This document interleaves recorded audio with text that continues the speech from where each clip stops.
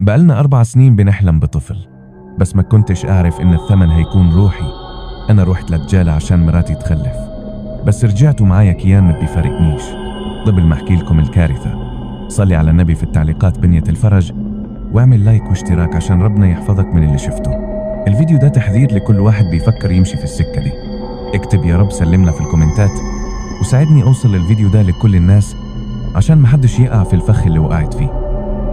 4 سنين لف على الدكاترة ومفيش فايدة، لحد ما واحد دلنا على دجالة في قرية مهجورة. دخلنا بيتها، المكان كان ريحته موت.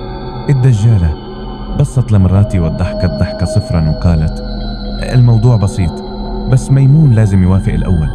وفجأة شاورت لي زاوية ضلمة في الأوضة، وظهر شخص طويل بملامح بشرية بس بشرته رمادية وعينيه سودة تماما ما فيهاش نقطة بياض. الراجل ده ما كانش بيمشي، كان بيتحرك كأنه طاير. قرب من مراتي وحط ايده على بطنها. فجأة مراتي صرخت صرخة هزت البيت والنور كله طفى.